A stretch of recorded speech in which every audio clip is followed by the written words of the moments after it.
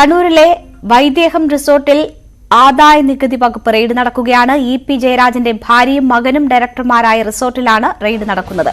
ഇ.പിക്കെതിരായ അനധികൃത സ്വത്ത് സമ്പാദന ആരോപണത്തിന് പിന്നാലെയാണ് പരിശോധന. കൂടുതൽ വിവരങ്ങളുമായി മനു ഭരത് ചേരുന്നു. മനു, ഇ.പി. ആരോപണ നിഴലിൽ നിൽക്കുമ്പോൾ നടക്കുന്ന പരിശോധനയാണ്. ഇ.പിയുടെ കുടുംബത്തിന് അവിടെ ബന്ധമുള്ള റിസോർട്ടാണ്. ഈ പ്രാധാന്യമാണുള്ളത്. എപ്പോൾ തുടങ്ങിയതാണ് റെയ്ഡ്? വിവരങ്ങൾ എന്താ? അല്പം മുമ്പാണ് ഇ.പി. ജയരാജന്റെ ഭാര്യ ചെയർമാനായുള്ള റിസോർട്ടിലേക്ക് അന്വേഷണ സംഘം എത്തിയത്. GST വകുപ്പിലെ ഉദ്യോഗസ്ഥരും ആദായ നികുതി വകുപ്പിലെ ഉദ്യോഗസ്ഥരും ആണ് എത്തിയത്.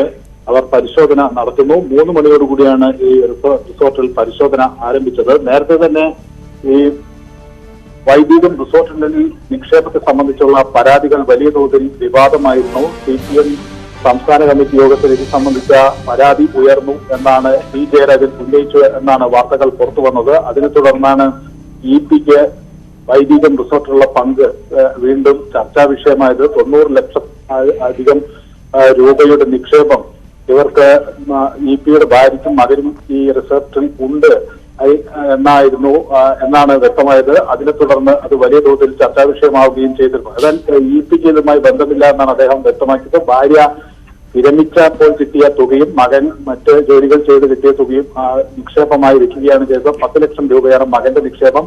80 ലക്ഷം രൂപ ഭാര്യ റിട്ടയർ ചെയ്തപ്പോൾ ബാങ്കിൽ നിന്ന് റിട്ടയർ ചെയ്തപ്പോൾ കിട്ടിയ തുകയുമാണ് നിക്ഷേപിച്ചതെന്നായിരുന്നു ഇ.പിയുടെ വിശദീകരണം. എന്നാൽ ഇത് സംബന്ധിച്ച് പല കോണുകളിൽ നിന്ന് പരാതി ഉയർന്നു. തുടർന്ന് ഇ.ഡിക്കും അതുപോലെ ആദായ നികുതി വകുപ്പിനും പരാതി ലഭിച്ചിട്ടുണ്ട്. ഇ.ഡിയും ഈ വിഷയത്തിൽ അന്വേഷണം നടത്തുന്നുണ്ട്. ആദായ നികുതി വകുപ്പും ഈ വിഷയത്തിൽ അന്വേഷണം ആരംഭിച്ചിരിക്കുന്നു. അങ്ങനെ കേന്ദ്ര ഏജൻസികൾ വൈദികം റിസോർട്ടിലേക്ക് അന്വേഷണം നടത്തുന്നു എന്നതാണ് ഇതിനോട് വ്യക്തമാകുന്നത്. ശരി, തുടരുക മനു. ഇപ്പോൾ റിജിൽ മാക്കുറ്റി നമുക്കൊപ്പം ചേരുകയാണ്. ശ്രീ റിജിൽ മാക്കുറ്റി, ഇവിടെ ഇപ്പോൾ നിങ്ങൾ തന്നെ അന്വേഷണം ആവശ്യപ്പെട്ടിട്ടുണ്ട്. യൂത്ത് കോൺഗ്രസ് നേതാവ് തന്നെ അന്വേഷണം ആവശ്യപ്പെട്ടിട്ടുണ്ട്. വിജിലൻസ് പക്ഷേ അതിൽ മുന്നോട്ടു പോക്കുണ്ടായിട്ടില്ല എന്നൊരു സാഹചര്യമാണ്. അവിടെയാണ് കേന്ദ്ര ഏജൻസികൾ എത്തുന്നത്. നിങ്ങൾ ഈ അന്വേഷണത്തെ സ്വാഗതം ചെയ്യുന്നുണ്ടോ? രേണുക, ഈ ഒരു സംഭവം പുറത്തു വന്നപ്പോൾ തന്നെ പ്രത്യേകിച്ച് റിസോർട്ടിന്റെ തുടക്കം മുതൽ തന്നെ ഇതിനെതിരായിട്ട് നിലപാട് സ്വീകരിച്ചിരുന്നു. പ്രത്യേകിച്ച് ആ റിസോർട്ട് വന്നത് ഭൂമി കയ്യേറിയും അതോടൊപ്പം തന്നെ അനധികൃതമായിട്ടാണ്. ആ കാലത്ത് തന്നെ അതിശക്തമായിട്ടുള്ള നിലപാട് സ്വീകരിച്ചത് യൂത്ത് കോൺഗ്രസ് ആയിരുന്നു. അപ്പോൾ സ്വാഭാവികമായി ശേഷമാണല്ലോ ഇത്ര വലിയ വിവാദം. പാർട്ടിക്കകത്ത് CPMന്റെ നേതാവ് തന്നെ അത്തരമൊരു ആരോപണം ഉന്നയിക്കുകയും അത് വലിയ രൂപത്തിൽ ചർച്ചയാവുകയും ചെയ്തു. അതിന്റെ അടിസ്ഥാനത്തിൽ തന്നെ ഇതിന്റെ പണത്തിന്റെ സ്രോതസ് ഇ.പി. ജയരാജൻ മന്ത്രിയായതിനു ശേഷമാണ് ഇത്രയും വലിയ കോടിക്കണക്കിന് രൂപ മുടക്കിക്കൊണ്ട് ഇത്തരം ഒരു റിസോർട്ട് ഉണ്ടാക്കിയത്. അപ്പൊ അദ്ദേഹത്തിന് എവിടുന്ന് പണം ലഭിച്ചു എന്നത് അറിയാൻ ഈ നാട്ടിലെ ജനങ്ങൾക്ക് താല്പര്യമുണ്ട്. അദ്ദേഹം മന്ത്രിയായിരുന്നു. അദ്ദേഹത്തിന് മുമ്പ് വലിയ വരുമാനമൊന്നും ഉണ്ടായിരുന്നില്ല. അപ്പൊ അദ്ദേഹത്തിന്റെ ഭാര്യയും മകനും വേണ്ടിയാണ് ഈ റിസോർട്ട് ഉണ്ടാക്കിയത് എന്നുള്ളതാണ്. കേവലം അദ്ദേഹം പറയുന്ന ഒരു സാമ്പത്തിക നിക്ഷേപം മാത്രമല്ലല്ലോ അവിടെ ഉണ്ടായത്. വലിയ രൂപ കോടാനുകോടി രൂപയുടെ നിക്ഷേപം നടന്നിട്ടാണ് ആ സ്ഥാപനം ഉണ്ടാക്കിയത്. അപ്പൊ അതിന്റെ പിറകിലുള്ള പണത്തിന്റെ സ്രോതസ് അന്വേഷിക്കണം എന്ന് ഞങ്ങൾ പറഞ്ഞിട്ടുണ്ട്. അധികാര ദുർവിനിയോഗം നടന്നിട്ടുണ്ട് മന്ത്രിയായിരിക്കുമ്പോൾ തന്നെ. ഇത് ഞങ്ങൾ പറഞ്ഞതല്ല, പാർട്ടി കമ്മിറ്റി പി. ജയരാജൻ തന്നെ പറഞ്ഞു എന്നുള്ളതും അതുമായി ബന്ധപ്പെട്ട അന്വേഷണവും പാർട്ടിക്കകത്ത് നടക്കുന്നുണ്ട് എന്ന് നിങ്ങൾ ഉൾപ്പെടെയുള്ള മാധ്യമങ്ങൾ റിപ്പോർട്ട് ചെയ്തിട്ടുണ്ട്. അപ്പൊ അതിന്റെ അടിസ്ഥാനത്തിൽ യൂത്ത് കോൺഗ്രസ് പരാതി കൊടുത്തത്. ഏതായാലും ഇ.ഡി ആയാലും CBI ആയാലും അതോടൊപ്പം തന്നെ NIA ആയാലും ഇതൊക്കെ സർവ്വസ്വാഗതത്തോടുകൂടി കേരളത്തിലേക്ക് വിളിച്ചുകൊണ്ടുവന്ന ഒരു മുഖ്യമന്ത്രിയാണ് കേരളം ഭരിക്കുന്നത്. ഞങ്ങൾക്ക് വിശ്വാസം നിങ്ങളെയാണെന്ന് പറഞ്ഞ് സ്വപ്നയുടെ കേസ് അന്വേഷിക്കണം പറഞ്ഞ് വിളിച്ചുകൊണ്ടുവന്ന അന്വേഷണ ഏജൻസിയാണ്. അപ്പൊ സ്വാഭാവികമായിട്ടും അത് CPM ഏത് രൂപത്തിലാണ് ഇത് കൈകാര്യം ചെയ്യുന്നത് ഞങ്ങൾക്ക് അറിയില്ല. ഏതായാലും ഈ ഞങ്ങൾക്ക് പറയാനായിട്ടുള്ളത് ഇ.പി. ജയരാജന് എങ്ങനെ ഇത്ര പണം ലഭിച്ചു? അദ്ദേഹം പറയുന്നത് തൊഴിൽ ന്യായമാണ്. ഭാര്യക്ക് റിട്ടയർ ചെയ്യുമ്പോൾ ഇത്ര വലിയ രൂപ ലഭിക്കുമോ? മകന് കാര്യമായ തൊഴിലൊന്നുമില്ല. അദ്ദേഹത്തിന്റെ മകന്റെ തൊഴിൽ എന്താണ് ജോലി എന്താണ്? അതൊക്കെ നാടിന് മുമ്പിൽ ജനങ്ങൾക്ക് അറിയേണ്ടതായിട്ടുണ്ട്. അപ്പൊ ഈ പണം ഒക്കെ ഉൾപ്പെടെയുള്ളവർ ആരോപണം ഉന്നയിച്ചിട്ടുണ്ട്. പാർട്ടിക്കുള്ളിലും അത്തരം ആരോപണങ്ങൾ വന്നിട്ടുണ്ട്. ഇവിടെ ഇപ്പോൾ പക്ഷേ വരുന്നത് കേന്ദ്ര അന്വേഷണ ഏജൻസികളാണ്. കേന്ദ്ര അന്വേഷണ ഏജൻസികൾക്കെതിരെ നിങ്ങൾ പലയിടങ്ങളിൽ പല നിലപാടുകളാണ് സ്വീകരിക്കുന്നത്. അതുകൊണ്ടാണ് ഞാൻ സ്പെസിഫിക് ആയി ചോദിച്ചത്. ഈ വിഷയത്തിൽ കേന്ദ്ര ഏജൻസികളുടെ ഇടപെടൽ നിങ്ങൾ സ്വാഗതം ചെയ്യുന്നുണ്ടോ എന്ന്. രേണുക, കേന്ദ്ര ഏജൻസികൾക്കെതിരായിട്ട് നിലപാട് കോൺഗ്രസ് ഇക്കാലം അത്രയും പറഞ്ഞിട്ടുണ്ട്. ഞങ്ങൾ പ്ലേനറിയിൽ ഉൾപ്പെടെ പറഞ്ഞിട്ടുണ്ട്. ഇ.ഡിയും അതോടൊപ്പം തന്നെ CBIയും മറ്റ് അന്വേഷണ ഏജൻസികൾ ഉപയോഗിച്ച് പ്രതിപക്ഷ രാഷ്ട്രീയ പാർട്ടികളെയും BJPക്കെതിരായി നിൽക്കുന്നവരെയും അവർ കടന്നാക്രമിക്കുന്നു, അവർക്കെതിരായിട്ടുള്ള കള്ളക്കേസ് എടുക്കുന്നു എന്നുള്ളത് യാഥാർത്ഥ്യമാണ്. അതിനകത്ത് ഞങ്ങൾ ഒരു ഇഞ്ച് പോലും സിസോദിയക്കെതിരായ അന്വേഷണത്തെ നിങ്ങൾ തള്ളി പറഞ്ഞിട്ടുമില്ല. ഞാൻ പറയട്ടെ കേരളത്തിൽ CPM-ന്റെ നിലപാട് എന്താണ്? CPM അല്ലേ ഈ കേരളത്തിലകത്ത് ഈ ED-യെയും അതോടൊപ്പം CBI-യും വിളിച്ചുകൊണ്ട് വന്ന ആരാ? പ്രതിപക്ഷ നേതാവ് രമേശ് ചെന്നിത്തലയോ KPC പ്രസിഡന്റ് കേസുകാരനാണോ? അല്ലല്ലോ. കേരളത്തിലെ മുഖ്യമന്ത്രിക്ക് ഏറ്റവും വിശ്വാസമായ അന്വേഷണ ഏജൻസി ഏതാണ്? ഈ അന്വേഷണ ഏജൻസി അല്ലേ? ആ സാഹചര്യം എന്താണെന്ന് സഭയിൽ മുഖ്യമന്ത്രി തന്നെ വിശദീകരിച്ചുവല്ലോ. ശ്രീ റിജിൽ മാക്കുറ്റി, ഇവിടെ ഇപ്പോൾ നിങ്ങൾ വിജിലൻസിന്റെ അന്വേഷണമാണ് ആവശ്യപ്പെട്ടിരുന്നത്, പക്ഷേ ആ അന്വേഷണം മുന്നോട്ട് പോയിട്ടില്ല. ഇവിടെ ഇപ്പോൾ കേന്ദ്ര ഏജൻസികൾ അന്വേഷണം തുടങ്ങുന്ന ഒരു ഘട്ടത്തിൽ സർക്കാരിന് ഇനി നമ്മൾ ലൈഫ് മിഷനിലൊക്കെ കണ്ടതാണല്ലോ, സർക്കാരിന് ഇനി അന്വേഷണത്തിന് തയ്യാറാകേണ്ടി വരുമെന്നാണോ നിങ്ങൾക്ക് തോന്നുന്നു? സർക്കാർ കൃത്യമായി അന്വേഷിച്ചെങ്കിൽ ഈ വിഷയം ഉണ്ടാവില്ലല്ലോ. വിജിലൻസിന് പരാതി കൊടുത്തിരുന്നല്ലോ ഞങ്ങൾ. എങ്ങനെ വന്നു? പ്രത്യേകിച്ച് EP ജയരാജനെ പോലുള്ള ആളുകൾക്ക് ഇങ്ങനെ സമ്പത്തുണ്ടായി എന്ന് അദ്ദേഹം ഭരിക്കുന്ന പാർട്ടിയുടെ, പ്രത്യേകിച്ച് മുഖ്യമന്ത്രി പിണറായി വിജയൻ ഭരിക്കുന്ന അദ്ദേഹത്തിന്റെ കീഴിലുള്ള വിജിലൻസ് അന്വേഷിച്ച് അദ്ദേഹത്തിന് ക്ലീൻ ചീട്ട് കൊടുത്തെങ്കിൽ നമുക്ക് പറയുന്നത് അന്വേഷണം നടന്നിട്ടില്ല. സ്വാഭാവികമായി ഇത്തരം പണം വന്നതെന്നുള്ളത് നമ്മുടെ മുമ്പിൽ ഒരു തെളിവല്ലേ? അന്വേഷണത്തിന്റെ ഭാഗമായോ അല്ലെങ്കിൽ വ്യാജമായ അന്വേഷണത്തിന്റെ ഭാഗമായി അല്ലല്ലോ ഞങ്ങൾ പരാതി കൊടുത്തത്. ഇത്തരത്തിലുള്ള സമ്പത്ത് കുമിഞ്ഞുകൂടിയിരിക്കുന്നു, അധികാര ദുർവിനിയോഗം നടന്നിരിക്കുന്നു, സ്വജനപക്ഷപാതം നടത്തിയിരിക്കുന്നു എന്നുള്ളതിനെ കുറിച്ചിട്ടുള്ള അന്വേഷണവുമായി ബന്ധപ്പെട്ട് പറയുന്നത് അദ്ദേഹത്തിന് പങ്കില്ല, അദ്ദേഹത്തിന്റെ ഭാര്യയ്ക്കും മകനും അവർ 2 വ്യക്തികളാണ്, അവർക്ക് ഉള്ള സമ്പാദ്യം അവരവിടെ നിക്ഷേപിച്ചിട്ടുണ്ടാകാം, ആ ഒരു ബിസിനസ് എന്ന നിലയിൽ കണ്ടിട്ടുണ്ടാകാം എന്നതാണ് അദ്ദേഹം ഇതുവരെ നൽകിയിട്ടുള്ള വിശദീകരണം. അപ്പോൾ ഇത് EP ജയരാജനെ ബാധിക്കുന്നതാണോ? ഇപ്പോൾ ഈ അന്വേഷണ ഏജൻസികൾ എത്തുന്നത് ഏതെങ്കിലും തരത്തിൽ EP-യെ ബാധിക്കുമോ? LDF കൺവീനറെ ബാധിക്കുമോ? മന്ത്രി അങ്ങനെ ഭാര്യയ്ക്ക് അത് വലിയ സമ്പത്തൊന്നുമില്ല, അങ്ങനെ വലിയ സമ്പന്ന കുടുംബമോ അല്ലെങ്കിൽ അത്ര വലിയ കോടിക്കണക്കിന് ആസ്തിയുള്ള ആളൊന്നും അല്ല ഈ VP ജയരാജന്റെ ഭാര്യയും മകനൊക്കെ തന്നെ. EP ജയരാജന് ലേബിൾ ഉണ്ടാക്കിയ പണമാണ് അദ്ദേഹം. അതോടൊപ്പം തന്നെ ഒരു കാര്യം കൂടി പറയാനുള്ളത്, ഇവിടെ മന്ത്രിയായി അതോടൊപ്പം തന്നെ ദീർഘകാല പാർട്ടി നേതാവായ PK ഗുരുദാസൻ അദ്ദേഹം പാർട്ടിയാണ് വീട് വെച്ചു കൊടുക്കുന്നത് എന്ന് വലിയ രൂപത്തിൽ CPM ക്യാമ്പയിൻ നടത്തുകയാണ്. ആ ഒരു പാർട്ടിയുടെ നേതാവിന് എങ്ങനെയാണ് ഈ പണം ഉണ്ടാക്കാൻ സാധിച്ചത് എന്നുള്ള വലിയ ചോദ്യമില്ല. നിങ്ങൾ ഈ അന്വേഷണത്തെ സ്വാഗതം ചെയ്യുന്ന ഒറ്റ വാക്കിൽ പറഞ്ഞാൽ നമുക്ക് റിജി ലൂക്കോസിലേക്ക് കൂടി പോകാം. അദ്ദേഹം കൂടി ഉണ്ട് ടെലിഫോൺ ലൈൻ. ഞങ്ങൾ വിജിലൻസിന് പരാതി കൊടുത്തിട്ടുണ്ട്. സ്വാഭാവികമായി അന്വേഷണമാണ് വന്നിട്ടുള്ളത്. ഞങ്ങൾക്ക് സ്വാഗതം ചെയ്യേണ്ട ആവശ്യമൊന്നുമില്ല. EP ജയരാജൻ കുറ്റക്കാരനില്ല, അനധികൃതമായി പണം ഉണ്ടാക്കിയിട്ടില്ല എങ്കിൽ അദ്ദേഹം ജനങ്ങളോട് പറയട്ടെ. ED-യോ അതോടൊപ്പം തന്നെ CBI അന്വേഷിക്കുന്ന അന്വേഷണത്തോട് ഞങ്ങൾക്ക് ഒരു ഘട്ടത്തിൽ ഞങ്ങൾ യോജിപ്പ് പറഞ്ഞിട്ടില്ല. പ്രത്യേകിച്ച് അത്തരം ആളുകളെ ഞങ്ങൾ വിളിച്ചു കൊണ്ടുപോയി ഞങ്ങൾക്ക് വേണമെങ്കിൽ ED-ക്ക് പരാതി കൊടുക്കാൻ ഞങ്ങൾ കൊടുത്തിട്ടില്ലല്ലോ. ശരി, ഞങ്ങൾ കൊടുത്തിട്ടില്ലല്ലോ. ഒന്ന് തുടരുക. ഇപ്പോൾ റെജി ലൂക്കോസ് കൂടി നമുക്കൊപ്പം ടെലിഫോൺ ലൈൻ ചേരുകയാണ്. ശ്രീ റെജി ലൂക്കോസ്, വളരെ കാലമായി ആരോപണങ്ങൾ ഉയരുന്നതാണ്. നേരത്തെയും ഉയർന്ന്, 2ാം ഘട്ടം എന്ന നിലയിൽ ഇപ്പോഴും ഉയർന്നു. അപ്പോഴും യൂത്ത് കോൺഗ്രസ് ഉൾപ്പെടെ പരാതി നൽകി, വിജിലൻസ് അന്വേഷണം ആവശ്യപ്പെട്ടു, പാർട്ടിക്കുള്ളിൽ ഈ വിഷയം വന്നു. അപ്പോഴൊന്നും നമ്മുടെ സംവിധാനങ്ങൾ ഒരു തരത്തിലും മുന്നോട്ട് പോയില്ല. അവിടെയാണ് ഇപ്പോൾ കേന്ദ്ര അന്വേഷണ ഏജൻസികൾ എത്തുന്നത്. അല്ല, കേന്ദ്ര അന്വേഷണ ഏജൻസികൾ ഇനി പല സ്ഥലത്തും വരും. കാരണം വെച്ചാൽ പാർലമെന്റ് തെരഞ്ഞെടുപ്പിന് ഏതാണ്ട് 1 വർഷം മാത്രമേ ഉള്ളൂ. അതുകൊണ്ട് ഇനി പ്രതിപക്ഷങ്ങൾ ഭരിക്കുന്ന സംസ്ഥാനത്ത് അവരുടെ നേതാക്കന്മാരെയും അവരുടെ സർക്കാരിനെ ക്ഷീണിപ്പിക്കാനുള്ള ED റെയ്ഡുകളും അവരുടെ അന്വേഷണങ്ങളൊക്കെ വരും. ഇപ്പം കോൺഗ്രസിന്റെ പ്ലീനറി സമ്മേളനം റായ്പൂർ നടക്കുമ്പോൾ ഛത്തീസ്ഗഡിൽ, ഛത്തീസ്ഗഡിലെ സർക്കാരിന്റെ ഭാഗത്ത് നിൽക്കുന്ന മന്ത്രിമാർ ഉൾപ്പെടെയുള്ള 16ഓളം പേർക്ക് പല സ്ഥലത്ത് റെയ്ഡും നോട്ടീസ് നൽകി.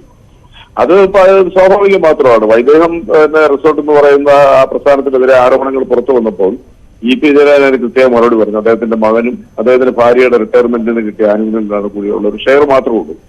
ആ സ്ഥാപനത്തിന്റെ വെബ്സൈറ്റിൽ അത് വളരെ കൃത്യമായിട്ടറിയാം. അവർക്കെല്ലാവരും കൂടിയുള്ള ആ പണം 22 ലക്ഷം രൂപയുടെ ഷെയർ മാത്രമേ ഉള്ളൂ. അതിപ്പോ ആരായാലും ജീവസുരക്ഷയ്ക്ക് വേണ്ടിയിട്ട് ചെയ്യും. CPM-കാർക്ക് അത് ചെയ്യാൻ പാടില്ലെന്നാണ് ഇവിടുത്തെ പ്രതിപക്ഷവും പ്രത്യേകിച്ച് കോൺഗ്രസിനെ പോലുള്ള പാർട്ടികൾ പറയുന്നത്. അവര് CPM-നെ തകർക്കാൻ വേണ്ടിയിട്ട് ED-ക്ക് പരാതി കൊടുത്തിരിക്കുന്നു, അങ്ങനെ പല രീതിയിൽ കൊടുത്തിരിക്കുന്നു. ശ്രീ റെജി ലൂക്കോസ്, ഇപ്പോൾ ഏതെങ്കിലും അന്വേഷണ ഏജൻസികൾ കടന്നുകയറ്റം നടത്തുന്നു എന്ന് വെറുതെ പറഞ്ഞാൽ മതിയോ? ഇവിടെ ഇപ്പോൾ ആരോപണം ഞാൻ തന്നെ സൂചിപ്പിച്ചുവല്ലോ, ആദ്യം ഇതിന്റെ നിർമ്മാണ ഘട്ടം മുതൽ പലതരത്തിലുള്ള ആരോപണങ്ങൾ നേരിട്ടതാണ്. അപ്പോൾ ആരോപണം ഉണ്ടാകുമ്പോൾ ആരോപണ വിധേയരായിട്ടുള്ളവർ ഞങ്ങൾ അങ്ങനെ ചെയ്തിട്ടില്ല എന്ന് പറഞ്ഞ് നിഷേധിച്ചത് കൊണ്ട് മാത്രം കാര്യമില്ല. അതൊരു സംവിധാനം, നമ്മളുടെ നാട്ടിലുള്ള സംവിധാനങ്ങൾ അന്വേഷിച്ച് അതിലെ വ്യക്തത, സത്യം എന്താണ് എന്നുള്ളത് പുറത്തു കൊണ്ടുവരികയാണ് വേണ്ടത്. പക്ഷേ ഇവിടെ ഒരു തരത്തിലുള്ള പരിശോധനയും നടന്നിട്ടില്ല. ഈ ഒരു ഘട്ടത്തിലാണ് കേന്ദ്ര അന്വേഷണ ഏജൻസികൾ എത്തുന്നത്, അനധികൃത സ്വത്ത് സമ്പാദനം ഉൾപ്പെടെയുള്ള പരാതിയുടെ അടിസ്ഥാനത്തിൽ. അല്ല, അങ്ങനെയാണെന്നുണ്ടെങ്കിൽ ഇതേ ഏജൻസി എല്ലാവരുടെ തുല്യമായ നീതി കാണിക്കില്ല. അന്വേഷണത്തിൽ അറ്റ്ലീസ്റ്റ് പിന്നെ BJP സംസ്ഥാന പ്രസിഡന്റ് KS സുരേന്ദ്രന്റെ കുഴൽപ്പണവുമായി ബന്ധപ്പെട്ട് 1 വർഷം മുമ്പ് ഞാൻ കേസ് ഏറ്റെടുത്താണ് ED. എന്നിട്ട് അതിനുശേഷം അതിനെക്കുറിച്ച് എന്തെങ്കിലും ഒരു ചെറിയ അറിവ് വരും, അതിന്റെ പ്രോഗ്രസ് എന്താണ്? സുരേന്ദ്രന്റെ വീട് റെയ്ഡ് ചെയ്തു, സുരേന്ദ്രനെ ചോദ്യം ചെയ്യുന്നുള്ളത് നിങ്ങൾക്ക് എനിക്കും അറിയാമല്ലോ അതിന്റെ വസ്തു എന്താണ്. ഇതിന് ശേഷം പിന്നെ ഒരു അറിവുമില്ല. ഒരു പരിധിവരെ സംസ്ഥാന ക്രൈംബ്രാഞ്ച് അന്വേഷിച്ച കേസ് ED ഏറ്റെടുത്ത് സുരേന്ദ്രനെ രക്ഷപ്പെടുത്തുകയാണ്. ഇതിൽ നടന്നുകൊണ്ടിരിക്കുന്നത്. അപ്പം തുല്യനീതി തന്നെ വേണ്ടത് കേന്ദ്ര ഏജൻസികൾക്ക്. അതല്ല എന്നുള്ളത് എത്ര കാലങ്ങളായിട്ട് കേരളത്തിൽ തെളിയിച്ചു കഴിഞ്ഞു. അത് വളരെ വ്യക്തമല്ലേ. അവർ ED വന്ന് പരിശോധിക്കട്ടെ.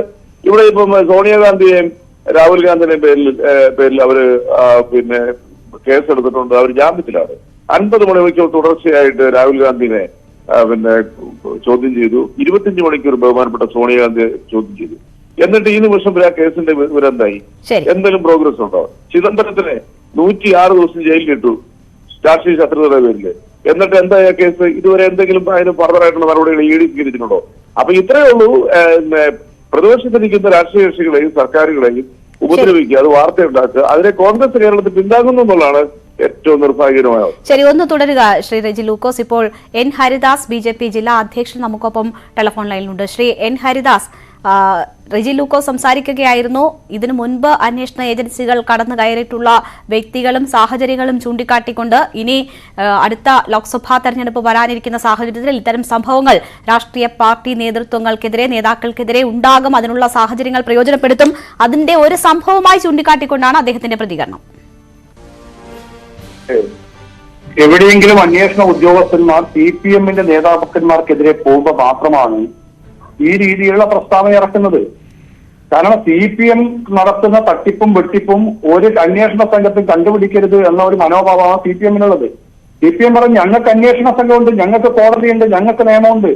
CPM കോടതിയിൽ അന്വേഷിക്കും, CPM നിയമപ്രകാരമുള്ള ശിക്ഷാവിധി വിധിക്കും എന്നൊക്കെ. അതിനപ്പുറത്തായിട്ട് ഇന്ത്യൻ ഭരണഘടനയോട് ഒരു കൂറുമില്ല, ഇന്ത്യൻ നീതിന്യായ വ്യവസ്ഥയോട് ഒരു കൂറുമില്ല എന്നാണ് ഇതിന് വ്യക്തമാകുന്നത്. റെജിയൊക്കെ വലിയ കാര്യങ്ങളൊക്കെ സംസാരിക്കുമ്പോൾ ഇവിടുത്തെ നിയമവ്യവസ്ഥയോട് കൂറ് വേണ്ടേ? റെജി ഞങ്ങളല്ലല്ലോ ഈ EP ജയരാജന് ആരോപണം പറഞ്ഞിട്ടുള്ളത്, BJP ആണോ ആരോപണം പറഞ്ഞിട്ടുള്ളത്? അവിടെ കൂടെ നടന്നിട്ടുള്ള ഇവിടുത്തെ കണ്ണൂരിലെ പ്രമുഖനായ ബിസിനസ്സുകാരൻ രമേശനാണ് ഇതിന്റെ ഈ സംവിധാനത്തിനെ പറ്റിയെല്ലാം, അപാകതകളെ പറ്റിയും ഇതിലെ അഴിമതിയെ പറ്റിയും ഇതിലെ മറ്റുള്ള രീതിയിലുള്ള EP ജയരാജനും കുടുംബത്തിനുമുള്ള അഭിഹിതമായ സ്വത്ത് സമ്പാദനത്തെ പറ്റിയൊക്കെ പറഞ്ഞത് ഞങ്ങളല്ല, അവരാണ്. അത് പാർട്ടിയിൽ തന്നെ വലിയൊരു പ്രശ്നമാണ് കണ്ണൂരില്. കണ്ണൂരിലെ നേതാക്കന്മാരിലും പ്രവർത്തകന്മാരും വലിയ ചർച്ചയാണല്ലോ. വെറുതെയാണോ EP ജയരാജൻ, റെജി ഇപ്പോൾ ഈ ഗോവിന്ദൻ മാഷയുടെ യാത്രയിൽ പങ്കെടുക്കാത്തത്? ഞാൻ ഇവിടെ ആ കൊന്നു നിരത്തുമ്പോൾ തന്നെ ഞങ്ങളൊക്കെ പറഞ്ഞതല്ലേ, ഇവിടുത്തെ പരിസ്ഥിതി സ്നേഹികളൊക്കെ നിരവധി തവണ പറഞ്ഞതല്ലേ. എന്റെ CPM-ന്റെ മൗനം പാലിച്ചത്? CPM എന്തിനാണ് അനുവാദം കൊടുത്തിട്ടുള്ളത്? അതിന്റെ സാധനം കിട്ടാത്ത ഒരു അംഗീകാരവും EP ജയരാജന്റെ റിസോർട്ട് കിട്ടുന്നത് എങ്ങനെയാണ്? എന്തിനാണ് രമേശിനെ പിടിച്ച് ഇപ്പൊ പുറത്താക്കിയിട്ടുള്ളത്? ഇന്ന് എല്ലാവർക്കും വ്യക്തമാണ്. കണ്ണൂരിനെ ആരെയും ബോധ്യപ്പെടുത്തേണ്ട ആവശ്യമില്ല. റെജിക്ക് ബോധ്യപ്പെട്ടിട്ടില്ലെങ്കിൽ റെജി CPM നേതാക്കന്മാരോട്, കണ്ണൂരിലെ നേതാക്കന്മാരോട് അന്വേഷിക്കുക. അല്ല CPM-ലെ കണ്ണൂരിലെ പ്രവർത്തകന്മാർക്കും അവിടുത്തെ നേതൃത്വത്തിനും അവിടുത്തെ സാമാന്യ ജനവിഭാഗത്തിനും ഇതൊക്കെ ബോധ്യമുണ്ട്. എന്താണ് അവിടെ നടന്നിട്ടുള്ളതെന്നും എവിടുന്നാണ് ഇത്രയും പണം വന്നിട്ടുള്ളതെന്നും എന്താണ് ആ പ്രദേശവാസികൾ തന്നെ പറയുന്നുണ്ട്. ഇത്രയും വലിയ സംവിധാനം എടുക്കുമ്പോൾ ഇവിടുത്തെ തൊഴിലാളി വർഗ പാർട്ടിയുടെ നേതാക്കന്മാരല്ലേ ഇവരൊക്കെ? ഇവർക്ക് എവിടുന്നാണ് നിധി കിട്ടിയതാണോ? കുഴിച്ചെടുത്ത നിധിയാണോ? ഇവര് തറവാട്ടിൽ നിന്ന് കുഴിച്ചെടുത്ത നിധിയാണോ? അല്ലല്ലോ. ഇവരിവിടുത്തെ തൊഴിലാളി വർഗത്തിന്റെ കുപ്പായം അണിഞ്ഞിട്ട് ഇവിടുന്ന് ഉണ്ടാക്കി സമ്പാദിച്ചു കൂട്ടിയതല്ലേ. ഞാൻ നിങ്ങളും കൊടുക്കുന്ന നീതിപ്പണം ഇവിടുന്ന് കൊള്ളയടിക്കുന്ന ഒരു ഭരണകൂടവും അതോടൊപ്പം ഇങ്ങനെ അവിഹിതമായി സമ്പാദിക്കുന്ന നേതൃത്വവും എല്ലാം എന്ന് നിഷേധിക്കാൻ ഇവർക്ക് സാധിക്കുമോ? അതുകൊണ്ട് ഇതിനൊന്നും ഞങ്ങളെയൊന്നും പറയണ്ട. എന്നാ പിന്നെ അന്വേഷണം CPM-നോട് ചോദിച്ചിട്ട് അന്വേഷിക്കാം. എല്ലാ കാര്യവും, എല്ലാ അന്വേഷണവും CPM-നോട് ചോദിച്ചിട്ട് ചെയ്യാം. എന്നാൽ രാവിലെ CPM ഓഫീസ് AKG സെന്റർ വിളിച്ചു ചോദിക്കാം. ആരെയൊക്കെ വിളിച്ച് പോണ്ടേ, എവിടെയൊക്കെയാണ് പോണ്ടേ, എങ്ങോട്ടാണ് പോണ്ടേ, എങ്ങനെയാണ് ചോദിക്കേണ്ടതൊക്കെ അവരോട് ചോദിച്ചിട്ട് ചോദിക്കാം. അല്ലാതെ ഒരു കുറ്റാന്വേഷണ വിഭാഗം എന്ന് പറയുന്നത് അന്വേഷണ ഉദ്യോഗസ്ഥന്മാരെ സംബന്ധിച്ചോളം ഒരു പരാതി കിട്ടി അന്വേഷിക്കൂലേ? ആദ്യം കൂടെയുള്ള പാർട്ട്ണർമാരോട് വിശ്വാസത്തിലെടുത്തില്ല. പാർട്ട്ണർമാരെ അന്വേഷിക്കാൻ പറ. CPM നേതൃത്വമാണ് ഇതിന്റെ പിറകിൽ. EDക്ക് ഞാൻ മനസ്സിലാക്കുന്നത് ED മുന്നിൽ പോയിട്ടുള്ള പരാതികളൊക്കെ ഈ CPM നേതൃത്വത്തിന്റെ ഭാഗമായിട്ട് പോയിട്ടതാണ് കണ്ണൂരിൽ നിന്ന്. കണ്ണൂരിൽ വിഭാഗീയതയുടെ ഭാഗമായിട്ടാണ് ഇപ്പോൾ ഈ അന്വേഷണം നടക്കുന്നത്. ഈ പുറത്തു വരുന്ന രഹസ്യങ്ങളൊക്കെ പുറത്തു വരുന്നതും അതിന്റെ ഭാഗമായിട്ടാണ്. അതിന് BJP കുറ്റപ്പെടുത്തിയിട്ട് കാര്യമില്ല. ശരി, BJP കുറ്റപ്പെടുത്തിയിട്ട് കാര്യമില്ല എന്നതാണ് ശ്രീ N ഹരിദാസ് പറയുന്നത്. അതേസമയം LDF കൺവീനറിന്റെ ഭാര്യയും ഒപ്പം തന്നെ മകനും ഡയറക്ടർമാരായ വൈദേഹികത്തിലാണ് ഈ റെയ്ഡ് നടക്കുന്നത് എന്നത് പ്രധാനമാണ്. EP-യുടേതുൾപ്പെടെയുള്ള പ്രതികരണങ്ങൾ ഇക്കാര്യത്തിൽ വരണം. പാർട്ടിയിൽ തന്നെ പരാതി ഉയർന്ന ഒരു വിഷയത്തിൽ കേന്ദ്ര ഏജൻസികൾ വരുമ്പോൾ അതിനെ CPM എങ്ങനെ പ്രതിരോധിക്കും, എന്ത് കാര്യങ്ങൾ പറഞ്ഞ് അതിനെ പ്രതിരോധിക്കാൻ പാർട്ടിക്ക് കഴിയുന്നു എന്നതും പ്രസക്തമാണ്. എന്തായാലും വരും മണിക്കൂറുകളിൽ കൂടുതൽ പ്രതികരണമുണ്ടാകും എന്ന് പ്രതീക്ഷിക്കാം. മനു ഭരത്താണ് വാർത്തയുടെ വിശദാംശങ്ങൾ നൽകിയത്. ഇടവേള. വാർത്തകൾ തുടരുന്നു.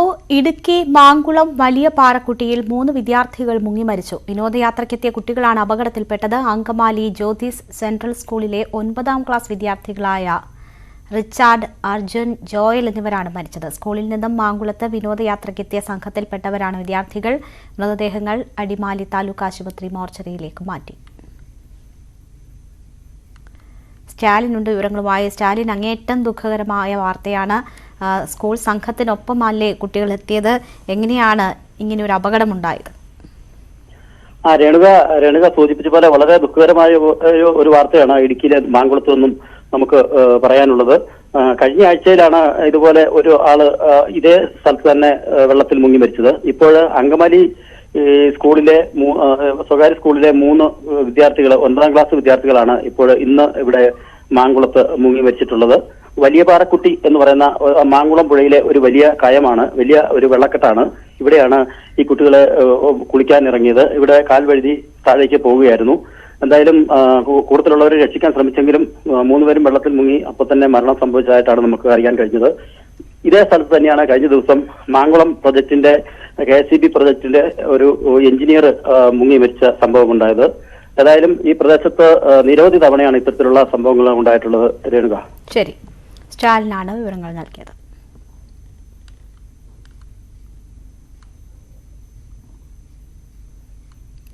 ബുള്ളറ്റിൻ പൂർണ്ണമാകുന്നു. നമസ്കാരം.